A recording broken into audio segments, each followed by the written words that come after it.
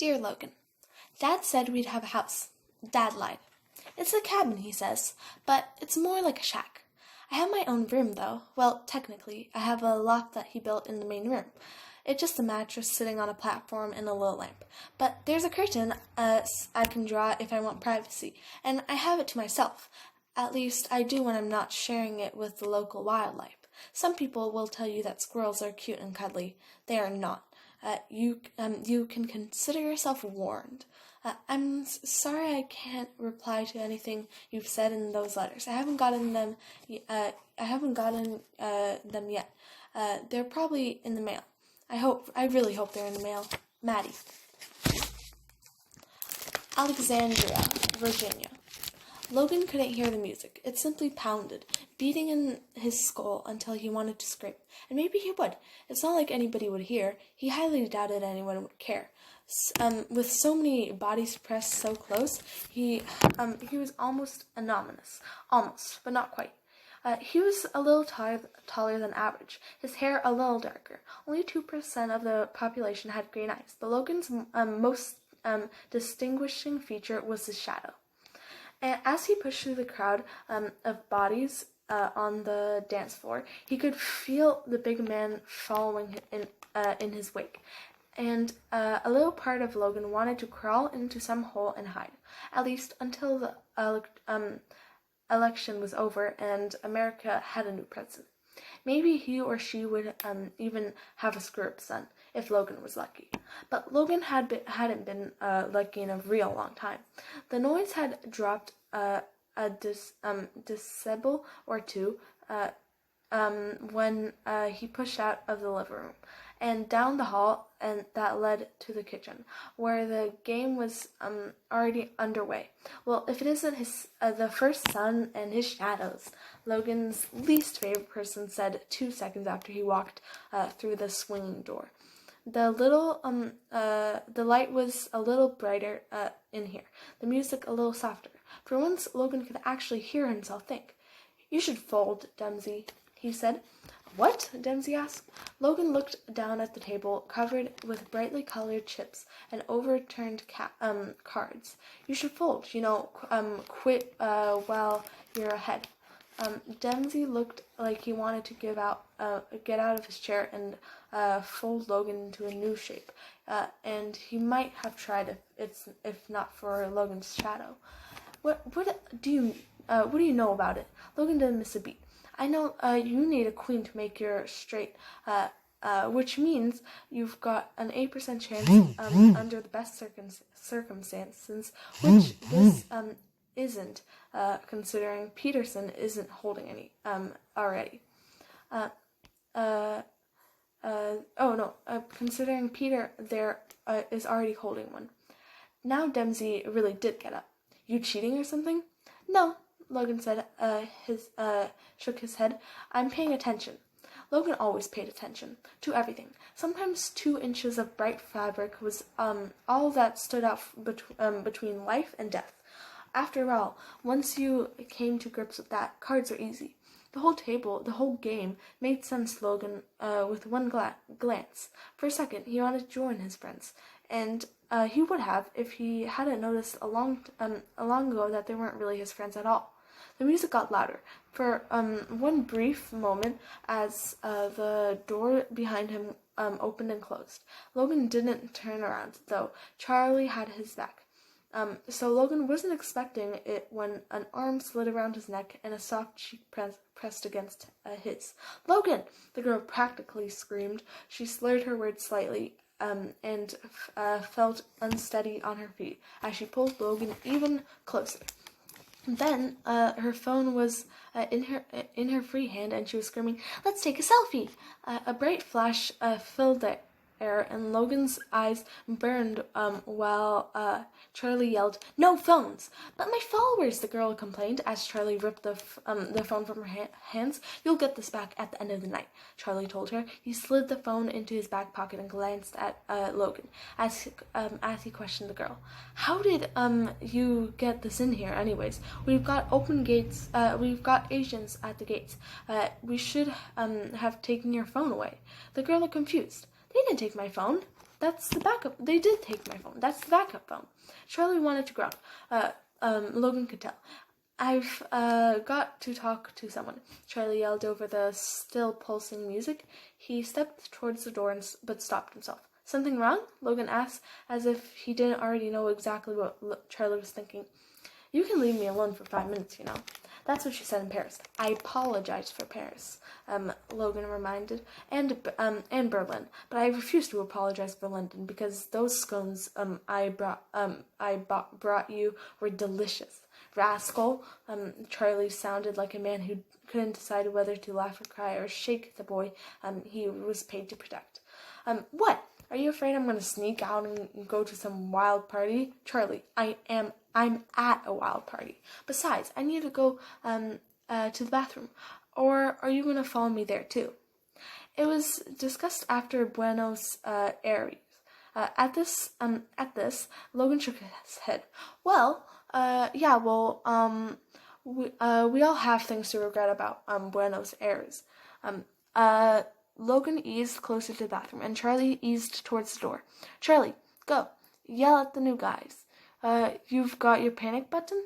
Now Charlie sounded like a little old lady and not a former Navy SEAL. Of course, Logan said. It was one of the Secret Service rules he never ever broke. That button had saved his mother's life, and Charlie must have known it because he turned and pushed his back towards through the crowded house. He was gone before Logan did, in fact, go to the bathroom, where he removed 2 items from his pocket. One was a small transmitter of the state-of-the-art GPS and a button that, when pushed, could bring forth the hounds of war. Another was a hot pink cell phone with a not-too-terrible picture of a pretty girl and the president's son.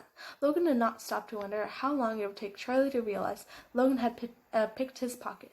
He just posted the picture on her account, and the girl had followers to consider after all. Then he placed the panic button on the bathroom vanity, where Charlie wouldn't have to look for it. Just because it was a rule he never broken before, and it didn't mean there was before didn't mean there wasn't first time for everything. As he walked to the back door and across the deep, dark, deep lawn, Logan never once looked back. It was 10 minutes before Charlie realized that he was no longer in the bathroom. 8 hours? You were gone for 8 hours? What were you thinking? The Oval Office was one of the most intimidating rooms in the world. At least that's what the White House tour guides liked to say. Even though the room was powerful, Logan had figured out a long time ago that it meant nothing on the man. The president's suit coat was draped over his back, the back of his chair, and his sleeveless shirt sleeves were rolled up, and the red power tie loosened. It was his working man slump speech, look, and one that went over well in Midwestern mill towns. But in the Oval, it made him look like a man who had immense power at his disposal, but would rather not tear a person into with his bare hands than bother calling in Marines. Were you thinking? The president yelled again, and Logan forced a shrug. It wasn't a big deal. I'll tell you when it's a big deal and when it's not. That's my right. As long as I'm president, Logan guessed. Your father, the president finished. Newsflash, you've already got reelected. Logan told him. Unless you want the Queen of England or something. You've run your last campaign. This isn't about my presidency. I think it's the Secret Service would disagree. Logan cut in. But his father never slowed down. This is about our family. Only then did Logan let himself glance at his mother, who muttered, "Joseph." His father spun on her. He posted a picture online, then took a walk for 8 hours. No detail, no panic button. Do you know what could have happened to him? Yes, Joseph. Her voice was soft but strong. Her whisper echoed through the room like a roar. I know. They didn't talk about that day, not ever, not in ages. But it was always there, simmering underneath the surface. In many ways, it was his father's legacy. The thing his 2 terms in his office would be remembered for the most. He was president. He was a president who almost had his wife snatched out from under his nose. He was the White House He was the White House with blood on the floors. I'm sorry, sweetheart. I forgot. Logan's father said, but that was a lie. He didn't forget. None of them did. Maybe that's why the president spun on Logan and snapped. Secret Service protocols exist for a reason. You of all people should know that. It was a selfie, Logan couldn't help but shout. If that were illegal, then every kid in America would be locked up. It wasn't a selfie, and you know that. It was a beacon, transmitting your location to everyone in the world with a cell phone. A location from which you decided to wander off, unprotected. And you aren't just another kid in America. You are the president's son. Yes, Logan bristled. That's what they tell me. Something in Logan's tone seemed to break, though, through his father's armor. His rage began to fade into something close to regret. I know you didn't choose this life. I know no teenager in their right mind would. But this is our life. And when I think about it, what could happen, we all know what could have happened. But it didn't happen. As soon as words left Logan's mouth, he knew that he was going to lose. Worse, he knew he should. He was being stupid. He was being careless. He was being selfish and stubborn and almost too cliche for words.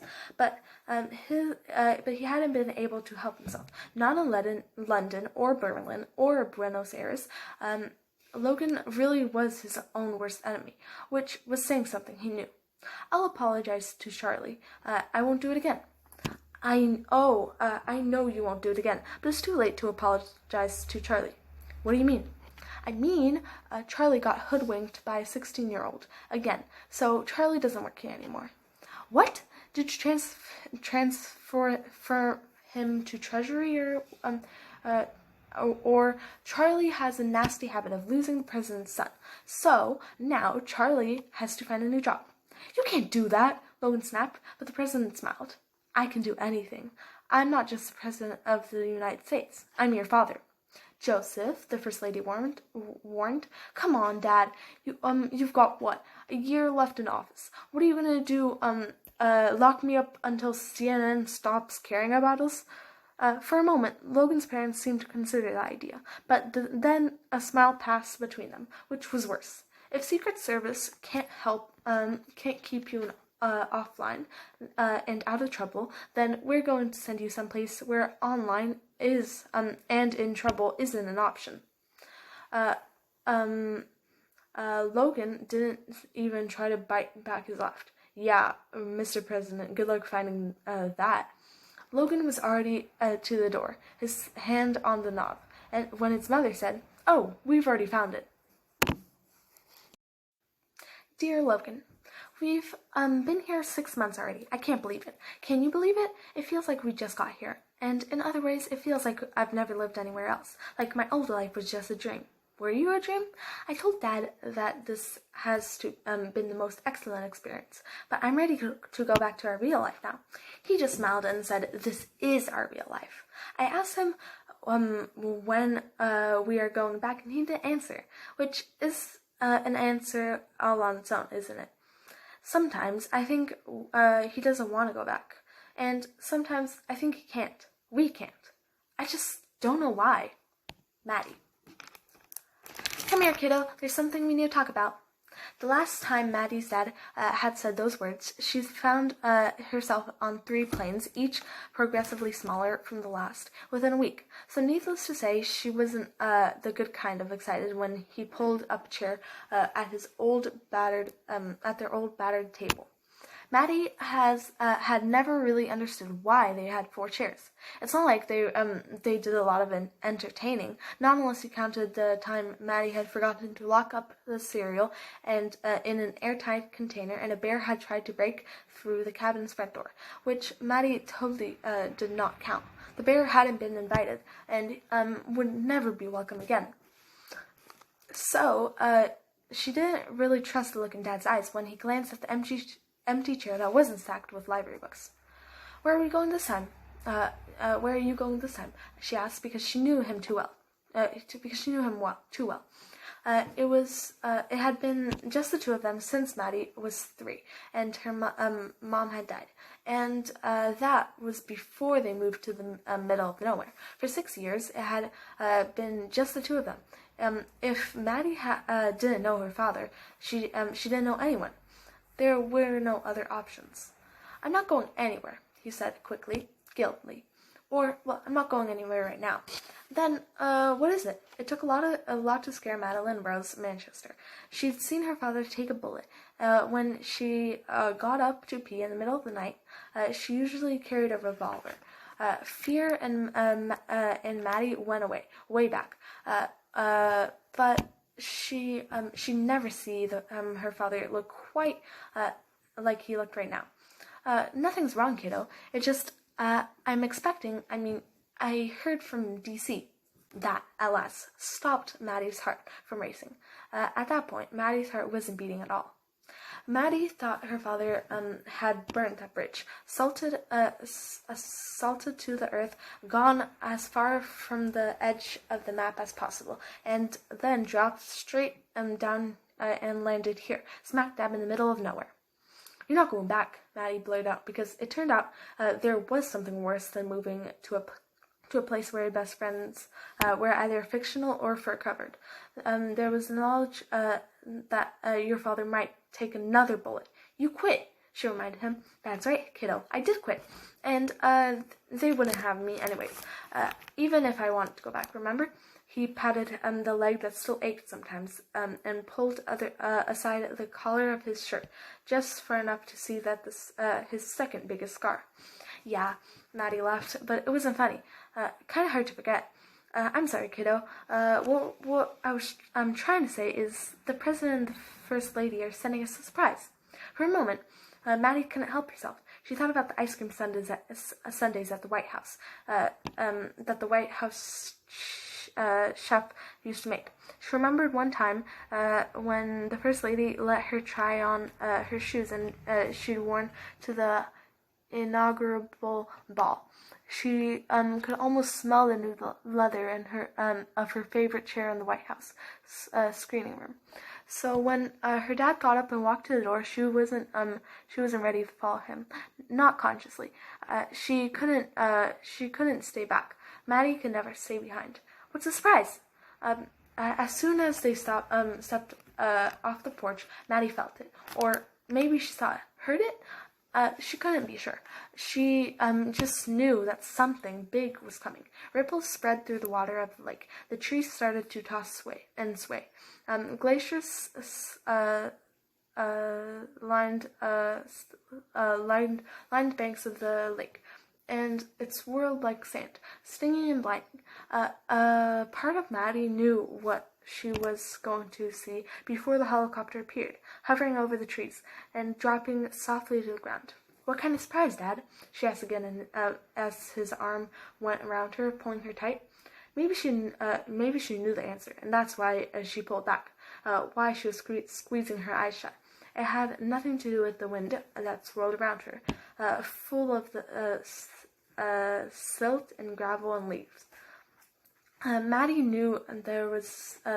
As soon as she opened her eyes, she was going to see a ghost. But it turned out that she didn't have to see him or know him. She just heard the words, "Hey, Mad Dog." It's really her. Logan shook his head for a moment. He couldn't be sure if he'd said the words out loud or not. Probably not. He glanced up at Mr. Manchester, studied his face. Definitely not. Maddie and her father were looking at him like he was stupid. They were looking at him like he was different. And he was. Some guys hit puberty when they turn into football players or wrestlers or big, hairy creatures who look like a science experiment or something. Logan had just grown. Everywhere. It was like his fingers were a foot long. His feet seemed always at risk of bursting out of his shoes, his pants and shirts too.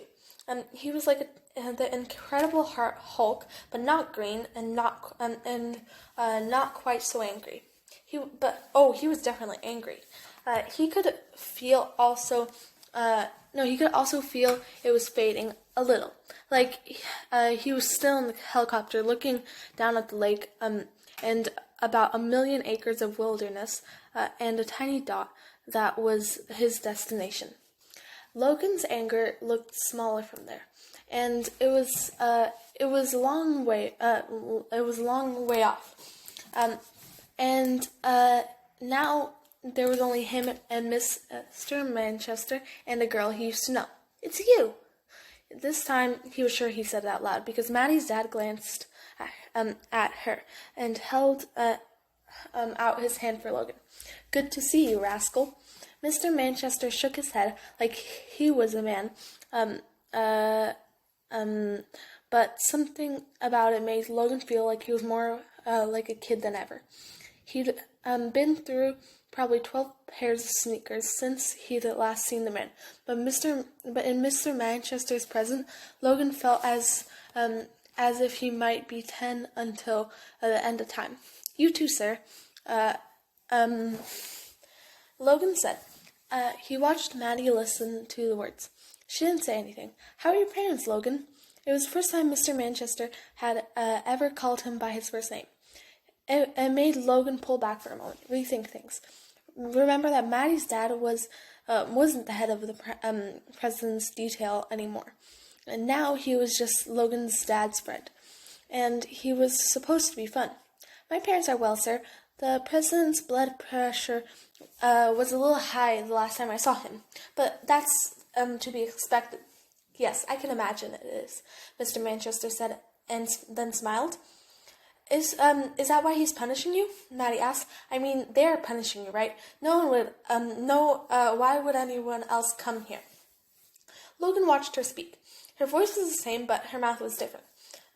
Why had Logan never noticed her mouth before? Her bottom lip was fuller, and the top lip was shaped like a little bow. And he couldn't decide which lip he liked more. He knew he was going to have to do a lot more than looking in order to choose. And it suddenly felt imperative that Logan chose very, very wisely. He was aware faintly of Mr. Manchester shifting, saying "Maddie," like it was some kind of warning. Logan's parents just asked if he could come here for a bit. Her dad finished. Logan wondered how much Maddie's dad knew. It was clear Maddie knew nothing. Now that Logan repeatedly slipped his detail or getting Charlie fired. Not about the poker club he'd been busted for running out of the Lincoln bedroom last February, or how he'd gotten really good at forging his father's signature and sold $10,000 worth of stuff on eBay before someone at the State Department figured out what he was doing and shut him out.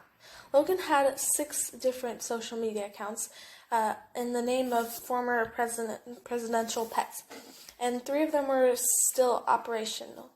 But if the 16th follower of Socks the cat was we're wondering why Socks suddenly had so many socks and jackets and an old copy of Call of the Wild. No one was saying so. No, Maddie didn't know about any of that. Maddie only knew that they used to be friends, and she looked like she might like that decision. That was a decision she might come to regret. Logan turned to Mr. Manchester. "I'm glad to see you're looking well, sir." Maddie's dad laughed and slapped him on the back. "Rumors of my death had been greatly exaggerated." Logan smiled, but Maddie's voice was cold. "That's not funny." And Logan remembered blood, cold tile, and the way the shots were quieter than they should have been, and yet sound seemed to reverberate forever. Mad, it's okay, her dad said, but Logan got the feeling that it wasn't. That it really wasn't okay at all. How have you been, Mad Dog? Logan asked, but Maddie just glared at him. Awesome, she said, but Logan was 98% sure she was being facetious. It quickly became 100% sure when Mr. Manchester said "mad," and she spun on him. I'd like to ask if I could go to my room, but I don't have one. Then she turned and headed towards the house, but it wasn't really a house. But it wasn't a house, not really. From where they stood, Logan could see a wooden porch and a steep roof over the rough wooden walls, made from logs that looked like as big as around. That looked as big around as boulders. Mr. Manchester's hand was firm as it landed on Logan's back. Come on in. Let's get you settled. Another helicopter was dropping to the ground just then. And silt and gravel whirled, spinning into the air. Mr. Manchester had to shout over the noise. You go on. Two agents were hopping out of the helicopter. I'll get these guys set up. Mr. Manchester shoved Logan's bag into his arms and pushed towards the cabin and Maddie. Logan could hear the men shouting. A crew was already unfolding huge crates, and someone was setting up a tent. Soon there'd be cameras in the trees and a secure satellite signal trained on this location. But only two agents were staying behind. Logan's dad had been adamant about that. There would be no chef, no housekeeper, no butler or driver, or even someone to wash his sheets. Logan wasn't on vacation. He would have a two-agent detail because this was the minimum. But other than that, his parents would have just been happy to drop him off in the middle of nowhere to forget about him until the country had a new president. A pair of small boots sat beside the door of the cabin. So Logan stopped on the porch and took his off as well. When he knocked, the door swung open, and he couldn't help but ease inside. Logan wasn't sure what he'd expect. Maybe a moose head over the roaring fire, a bear skin rug, and gleaming mugs of hot chocolate. But it wasn't like that. There was something like a kitchen and in what could have been a small hallway, with a stove and a curtain on a rod. Instead of a fireplace, he saw a black stove with big piles of wood stacked not far away. There were shelves covered in books, but small, dirty windows and lamps and fuller lamps provided the only light. There were only two doors, though through one he saw a bed and a dresser. The other one out back through the kitchen. It's not much, but it's home. Maddie didn't seem ashamed. She sounded different, angrier, and more serious somehow. She was supposed to be rolling her eyes at him, teasing him about how big he'd gotten, and how silly he was to come all the way to Alaska and not have brought her a single piece of official White House chocolate. Maddie was supposed to be smiling, but the girl in front of him looked like she couldn't quite remember how. "Where's your room?" He asked because he had no idea what else to say. "Above you." That's when Logan saw a little ladder beside the door. The loft that sat above the main room, bright quailed over the bed. "That's cool," he said. "Whatever."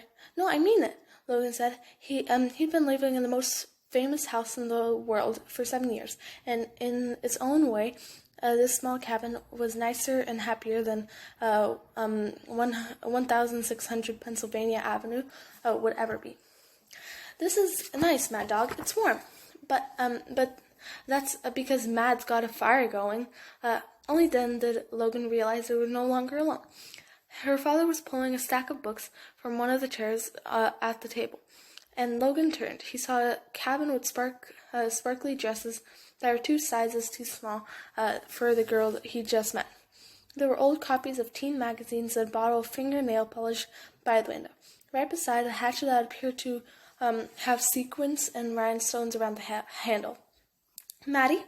Logan practically exhaled the words, finally seeing something of the girl he used to know, and not the angry woman with utterly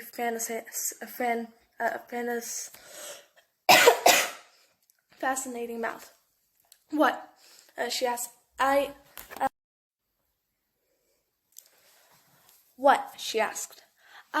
Logan knew he was supposed to say something. Pay her a compliment. Maybe grovel. His father always said that women expect a great deal of groveling. But Logan didn't know what to say. And luckily, in that moment, a totally different noise filled the air. Ringing. When you live in the White House your whole life is one stopped course of ringing phones. But something about the sound didn't belong in a small cabin. There were no power lines, no phone lines, no water lines, or gas lines. Maddie's world was pretty much line-free, confused. Logan stole a glance at his best friend, but she wouldn't look at him, which meant she was probably wasn't his best friend anymore. The phone rang again, and all Logan could do was watch as something passed between Maddie and her father. Don't pretend you're capable of ignoring that look. I'll call them back, Mr. Manchester said. Now, Logan, are you hungry? I make a pretty mean pot of chili, and Maddie's got some base to Ridger's Center. Ridge Center. Do you read? Ridge Center, this is space. The voice was filled. The air was scratchy. It took Logan a moment to realize it was an old-fashioned radio that sat on the cluttered desk. Ridge Center, do you read me? Go ahead, Maddie told her father. It must be important. Sorry, guys, Maddie's dad said as he sat on the old metal chair, office chair, and spun. He reached the microphone and answered. Hello, Base. You've got Ridge. Go. Hey, Center, we've got a storm in. The woman's words were spiked with static, coming in fits and starts. Maddie's dad just laughed a little and pressed the microphone. It's Alaska, Base. Storms are always moving in. It took a moment for the woman to answer. This one's not normal. Maybe it was the tone of the woman's voice or the eerie, crackling static that filled the cabin, but Logan thought he could actually feel the air change when Maddie's father looked back at his daughter. He pressed the button on the microphone. How not normal? After a beat, the woman answered. We need you to go run tomorrow morning before it hits. Logan watched Maddie's face. It wasn't disappointment. She didn't roll her eyes. It was like a string braid between her and her father. Something pulled too tight for too long. He was afraid that it might snap. No can do, Base, her father said. I just got home. This place was in the middle of the nowhere. The building was something between a cabin and a shack. This was home. And Logan wondered if Maddie felt the same. I'm sorry, Mike. I wouldn't be asking if emergency. We've got a group of scientists that were supposed to resupplied in 3 days. But if this thing is half as bad as, won't make it then, and needs medications. This thing might be bad enough that we can't make it after. And I read you, Base. Maddie's dad's gaze never left his daughter. I'll leave at first light. Logan heard a door close, but more than anything, he'd felt Maddie's absence. In a way, he realized he'd been feeling it for years. I'm sorry, Logan said, and he meant it. He really did. He was sorry he ditched Charlie. Sorry Charlie had been fired. Sorry that he'd come here and upset whatever fragile ecosystem Maddie and her father had made for themselves. And most of all, Logan was sorry that Maddie had no longer smiled when she looked at him. He was sorry that the girl he used to know was gone.